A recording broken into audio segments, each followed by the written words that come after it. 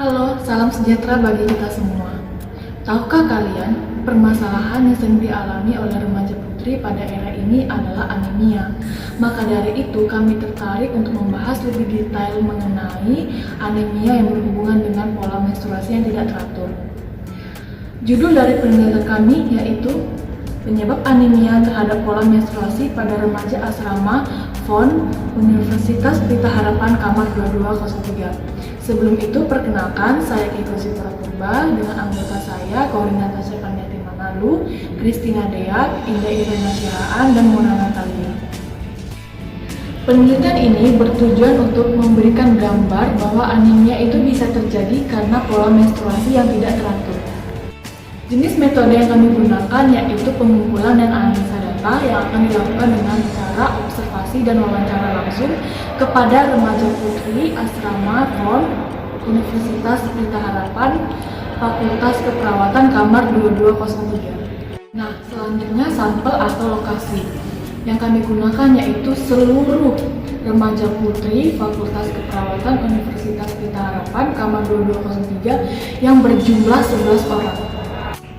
Kata kunci dari jurnal penelitian kami yaitu anemia, menstruasi, pola menstruasi, remaja putri, dan usia menarji. Selanjutnya kita akan membahas lebih detail mengenai jurnal ini. Yang pertama kita akan membahas apa sih itu anemia. Nah, anemia adalah suatu keadaan yang ditandai dengan berkurangnya hemoglobin dalam tubuh. Anemia bisa terjadi di berbagai belahan dunia, salah satunya Indonesia. Menurut WHO, anemia yang terjadi di Indonesia itu sekitar 53,7%. Sedangkan di Banten, menurut Riskesdas tahun 2007, anemia terjadi sebesar 19,3%. Dan pada tahun 2010, Dinas Kesehatan Kota Tangerang meneliti bahwa siswa atau siswi dari 500 yang diperiksa, sekitar 22,6% mengalami anemia dari skala berat sampai ringan. Selanjutnya, kita akan membahas tentang ciri-ciri anemia. Bagaimana sih kita dapat mengetahui seseorang itu terkena anemia? Jadi ada 5 ciri-ciri anemia yaitu lalai, lemah, lelah, lesu, dan letih. Kelima L ini ada beberapa faktor yang menyebabkan. Yang pertama, stres, begadang, pola asupan makanan yang tidak seimbang, dan yang paling terakhir yang kami bahas dalam jurnal ini adalah pola menstruasi yang tidak teratur. Tadi kita sudah membahas tentang anemia, selanjutnya kita akan membahas menstruasi. Apa sih itu menstruasi? Jadi, menstruasi itu adalah pendarahan dari rahim yang berlangsung secara periodik dan siklik. Periodik itu artinya berperiode, jadi berkelanjutan. Kalau siklik itu bersiklus dalam satu bentuk lingkaran. Jadi maksudnya adalah menstruasi itu akan berperiode dan bersiklus. Tadi kita udah membahas tentang anemia dan pola menstruasi. Kini kita akan membahas lebih lanjut tentang hubungan anemia dengan pola menstruasi. Nah, pada setiap bulan itu remaja putri akan mengalami menstruasi dan akan mengeluarkan darah sekitar 80 ml per hari yang mengakibatkan hilangnya zat besi sekitar 35,5 sampai 45 mg per bulan. Jadi, si zat besi ini adalah satu komponen yang membantu dalam pembentukan darah merah. Jadi, jika hilang zat besi karena pola menstruasi yang tidak beraturan tanpa asupan nutrisi pada tubuh, maka berkuranglah produksi sel darah merah. Itulah yang disebut dengan anemia. Selanjutnya kita akan membahas tentang metode yang kami pakai dalam penelitian jurnal ilmiah kami. Metode mencakup instrumen dan variabel. Instrumen terdiri dari 2 bagian, yaitu observasi langsung dan wawancara langsung. Observasi langsung ini tentang tanda dan gejala terjadinya anemia, sedangkan wawancara langsung ini tentang pola menstruasi. Kenapa kami mengambil observasi langsung dan wawancara langsung?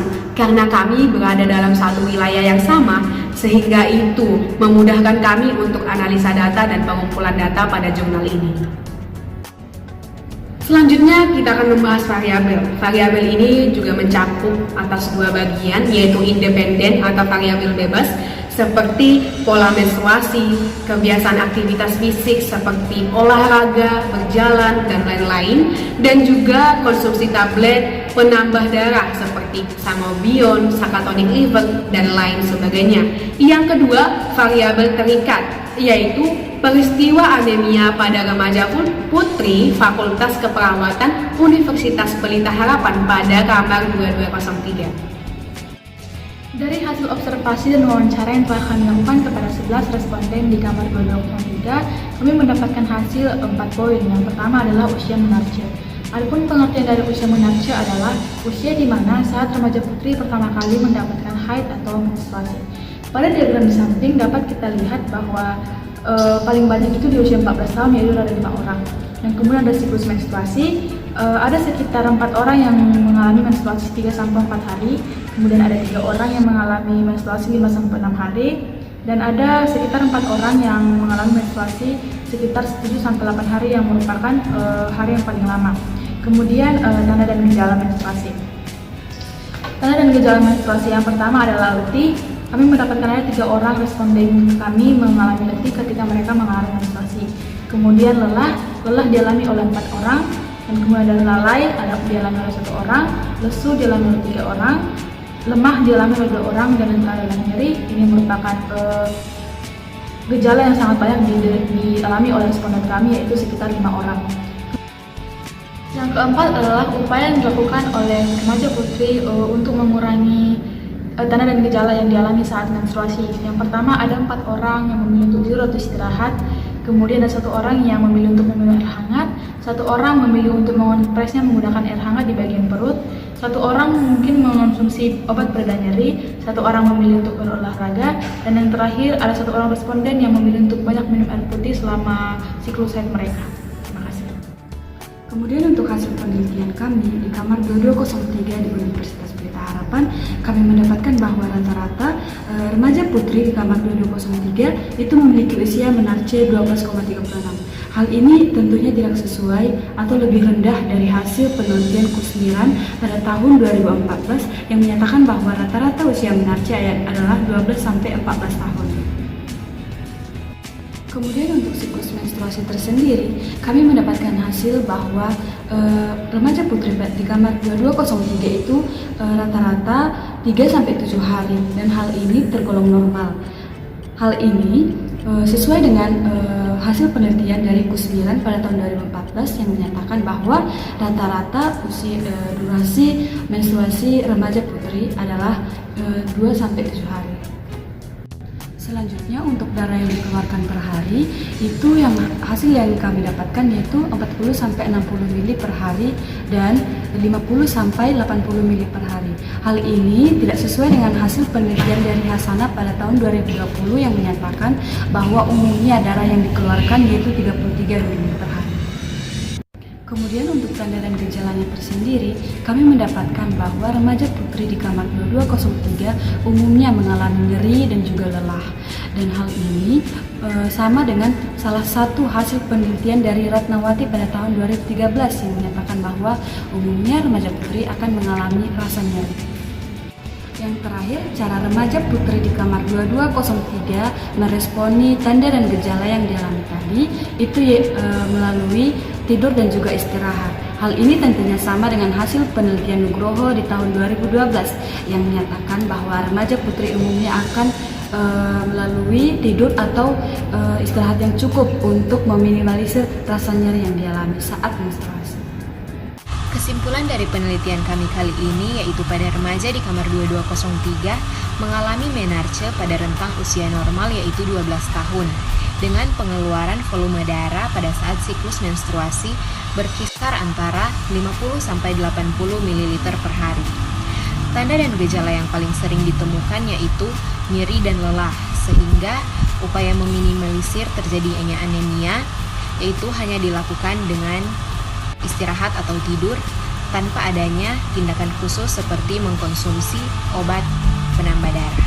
Hubungan anemia dan menstruasi adalah saat sedang menstruasi wanita akan mengeluarkan volume darah yang sangat banyak, sehingga dengan otomatis kadar hemoglobin menurun. Saat seorang wanita mengeluarkan volume darah yang berlebihan, yaitu lebih dari 80 ml per hari, maka wanita tersebut berisiko terkena anemia. Dengan demikian, dari penelitian kami pada remaja di kamar 2203, tidak didapati adanya wanita yang terkena anemia, namun berisiko terkena anemia. Berikut referensi yang kami gunakan dalam penelitian ini.